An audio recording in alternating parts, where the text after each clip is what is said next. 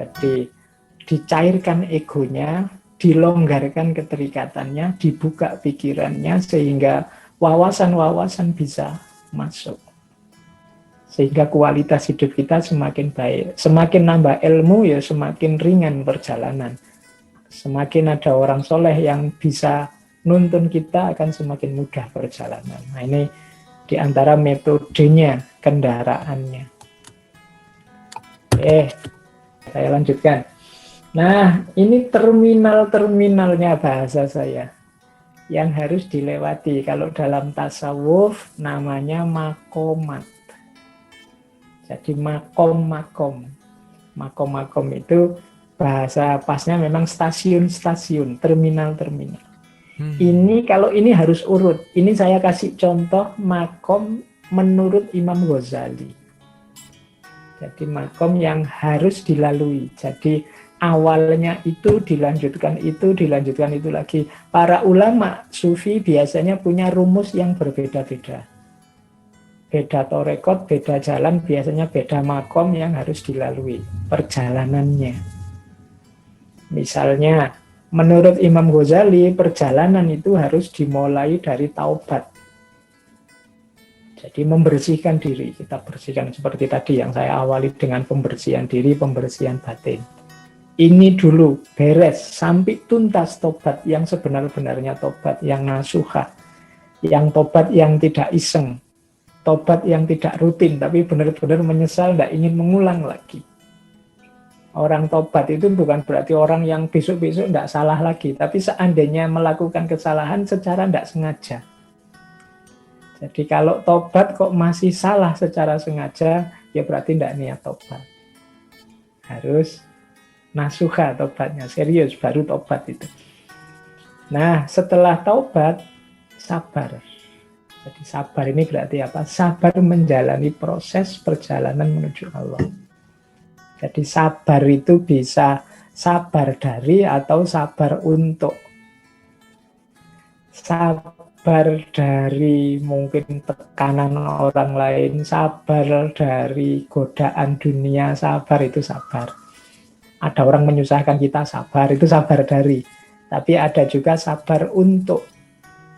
Sabar untuk itu, sabar untuk beramal baik, sabar untuk beribadah, sabar, dua-duanya butuh sabar. Ini makom kedua. Kalau sudah lulus di sabar, naik kelas lagi, kalau Imam Ghazali zuhud. Jadi zuhud itu tidak terikat, tidak terkooptasi oleh dunia. Jiwanya jiwa zuhud, qanaah itu bagian dari zuhud. Tidak ambisius itu bagian dari zuhud. Kemudian ada lagi makom selanjutnya. Kalau ini ahwal, saya kembali lagi. Oke, setelah zuhud tawakal. Nah, kalau ini tidak perlu saya jelaskan ya. Bapak Ibu ngertilah tawakal itu menerima apapun hasil yang diberikan Allah. Kalau sudah tawakal, kita masuk ke terminal baru namanya mahabbah, cinta kepada Allah. Kalau sudah cinta kepada Allah, kita berjalan terus, kita akan sampai pada terminal namanya ma'rifah. Kalau sudah menjalani ma'rifah, kita akan sampai pada terminal namanya ridho. Ridho itu kalau di surat Al-Fajr itu kan, irji'i ila rabbiki radiyatan mardiyah. Kembalilah kepada Tuhan dalam kondisi ridho dan diridhoi. Karena memang puncaknya makom menurut Imam Ghazali itu ridho. Nah, ini sebenarnya satu-satu tema ini penjelasannya panjang-panjang. Tapi paling tidak bisa kita pahami ternyata perjalanan itu ada terminal-terminalnya. Yang kalau menurut para sufi ini harus seperti tangga mendaki. Satu demi satu. Tidak bisa loncat-loncat. Pak saya habis taubat langsung makrifat saya sekarang. Pak tidak bisa. Jadi harus pelan-pelan. Tadi saya bilang cinta kepada Allah ya berarti ada tangganya ternyata. Jadi dari taubat, kemudian sabar, kemudian zuhud, tawakal, dan seterusnya. Nah, kalau ini namanya ahwal. Ahwal itu anugerah Allah, bonus dari Allah sepanjang perjalanan kita. Kalau ini tidak urut, tidak apa-apa, karena ini sesuai kehendaknya Allah. Kalau makom tadi sifatnya permanen. Orang sabar, ya biasanya sabar terus. Orang sudah mampu tawakal, tawakal terus. Tapi ahwal ini anugerah Allah sifatnya temporer. Kalau Allah menghendaki kita dapat, sewaktu-waktu akan diambil lagi oleh Allah. Nah, itu namanya ahwal. Ahwal itu mungkin bahasa mudahnya kondisi jiwa kita sepanjang perjalanan. Kalau makom itu terminal-terminal yang harus kita lewati. Saat kita melewati makom demi makom, Allah menganugerahkan namanya ahwal. Makanya ada doa itu kan yang bunyinya hawil halana ila ahsanil ahwal. Ya Allah, ubahlah kondisi jiwaku dalam kondisi yang terbaik, dalam kondisi yang paling utama, ahsanul ahwal. Nah, ini contoh, ini juga dari Imam Ghazali, contoh-contoh ahwal yang kemungkinan diberikan oleh Allah. Ada muraqabah. Muraqabah itu rasa diawasi oleh Allah, rasa dekat dengan Allah, rasa bahwa Allah selalu mengawasi kita, itu namanya muraqabah. Ini anugerah dari Allah. Orang yang oleh Allah dianugerahi muraqabah, itu biasanya orang yang hidupnya tidak sembrono, hati-hati. Jadi bersyukurlah Bapak Ibu yang terus merasa, wah ini Allah ngawasi saya ini Allah memperhatikanku ini. Oh, itu anugerah, ahwal anugerahnya Allah. Sewaktu-waktu bisa dicabut lagi oleh Allah. Nah, yang kedua ada khauf. Khauf itu rasa takut tadi, takut kepada Allah. Itu juga anugerah. Jadi kalau Bapak Ibu punya khauf pada Allah, saya mau melakukan ini, tapi takut saya kalau Allah tidak ridho. Takut kalau Allah murka, itu khauf. Itu juga anugerah dari Allah. Ada syauk. Syauk itu rasa rindu tadi, yang orangnya namanya asyik. Jadi orang yang punya syauk dalam dirinya, kerinduan pada Allah, namanya asyik. Itu juga anugerah dari Allah. Kemudian roja tadi ya, harapan. Itu ahwal juga anugerahnya Allah pada kita. Kemudian yakin, ini juga keyakinan. Tadi kemantapan kita kepada Allah. Kemudian ada musyahadah. Musyahadah itu, kalau di Imam Ghazali kadang ada istilah juga mukasyafah. Musyahadah itu Bapak Ibu. Mungkin Bapak Ibu ngalami ya, sekali dua kali seolah-olah ngerti sesuatu yang tidak pernah saya belajar sebelumnya. Jadi semacam disingkapkan oleh Allah, musyahadah. Kita menyaksikan hadirnya Allah dengan, kalau orang sufi itu diantaranya karomah itu kan anugerah dari Allah. Karomah itu kan jenisnya ahwal. Jadi kondisi kita atas anugerahnya Allah. Orang yang mendapat ini biasanya orang yang melakukan suluk dan meniti makom-makom tadi. Jadi Allah itu sangat sayang pada kita. Kita berusaha mendaki makom-makom dengan riyadhah, dengan macam-macam. Ya Allah tidak diam saja, menganugerahkan banyak hal. Termasuk keistimewaan-keistimewaan seperti musyahadah dan karomah-karomah. Jadi di antara nikmatnya perjalanan antara lain anugerah ahwal ini. Cuma jangan tertipu Bapak Ibu, banyak orang yang setelah mendapat anugerah-anugerah luar biasa ini terus berhenti. Lupa tujuan utamanya adalah Allah. Jadi misalnya dapat karomah-karomah tertentu, misalnya wah ini alhamdulillah ya, saya setelah tahajud sekian kali, akhirnya sekarang saya bisa loh membaca perasaannya orang lain misalnya. Wah sekarang saya bisa, ini namanya karomah. Tapi banyak orang terus berhenti di situ. Contohnya berhenti mudahnya begini. Wah kalau gitu saya tahajudnya lebih banyak lagi lah, biar saya bisa lebih tajam lagi membaca orang lain. Nah sekarang targetnya bukan Allah. Jadi jangan tertipu oleh ahwal, oleh karomah. Itu biarkan Allah menganugerahkan, kita syukuri, tapi terus lanjutkan perjalanan, karena puncaknya perjalanan adalah Allah. Kemudian tumak ninah itu jiwa yang tenang, itu anugerah Allah. Kemudian uns itu kelembutan, jiwa yang lembut, tidak kaku, lentur. Jadi kayak Al-Quran itu kan lentur. Al-Quran itu kata-kata paling tengah dari Al-Quran yang biasanya diwarnai merah, itu kan kata-kata falyatalattaf. Latif itu lentur. Lentur itu tidak kaku, juga tidak rapuh. Jadi itu namanya lentur. Jiwa yang lentur itu jiwa yang nyaman biasanya. Perubahan-perubahan dia bisa cepat adaptasi. Dan dia tidak gampang runtuh. Gambarannya kayak sabuk itu kan lentur. Pinggangnya seperti apa bisa menyesuaikan. Nah itu sebenarnya intinya Islam ada di situ. Makanya sekarang orang ada banyak wacana tentang Islam yang wasatiyah, Islam yang tengah-tengah. Itu sebenarnya paradigma Falyatalattof tadi. Jadi beragamaan yang lentur, tidak kaku tapi juga tidak rapuh, tidak gampang runtuh, tetap punya identitas tapi tidak keras. Nah, itu anugerah Allah namanya uns, kelembutan jiwa. Lah terus gimana dengan dunia?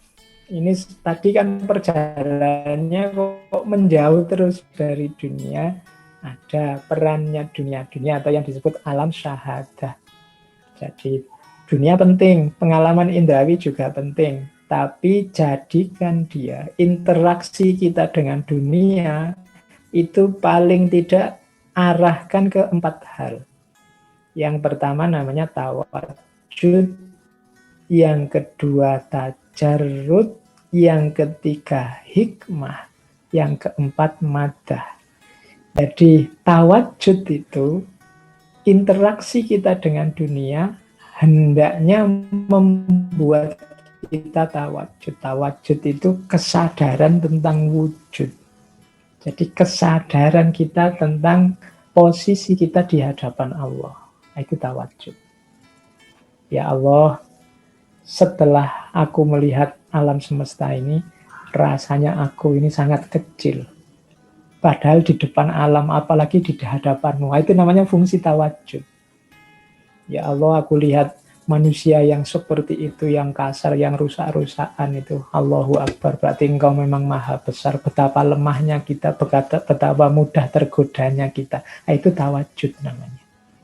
Jadi melihat apapun, membawa kita pada kesadaran yang maha wujud, yaitu Allah. Nah, jadi dunia kita sikapi pertama-tama untuk tawajud. Melihat anak-anak kita yang gembira, itu mengingatkan juga pada Allah. Melihat keluarga yang nyaman, mengingatkan kita pada Allah. Lihat berita tentang kekacauan-kekacauan, membawa kita juga pada Allah. Itu berarti dunia kita bawa kepada Allah lewat jalan tawajud. Yang kedua tajarrud. Jadi tajarrud itu tajrid. Jadi membersihkan diri kita dari apapun selain Allah, itu tajarrud. Jadi begitu kita melihat dunia, kita sadar bahwa oh iya ya, harusnya ini tidak melekat padaku. Harusnya yang melekat tinggal Allah saja. Ini namanya tajarrud. Memahami dunia itu dalam rangka untuk mengidentifikasi bahwa ini duniawi. Nah, aku harusnya yang dinomorsatukan Allah. Itu namanya fungsi tajarrud. Oh, kalau ini urusan tidak penting lah, ngapain sih tak bela-belain sampai itu. Yang penting pertama kan hubunganku sama Allah. Nah, ini namanya tajarrud. Jadi hidup matiku kan untuk Allah. Kalau ini sih ya saya urusi semampunya lah. Yang penting tidak mengganggu hubunganku dengan Allah. Nah, itu tajarrud. Jadi memurnikan orientasi kita hanya untuk Allah saja. Itu namanya tajarrud. Kemudian hikmah. Hikmah ini berarti dunia kita hadapi, kita ambil pelajaran. Kan pelajaran kan kita sering sebut hikmah. Sehingga dengan pelajaran itu kita semakin dekat dengan Allah. Setiap peristiwa, setiap kejadian ternyata ada maknanya.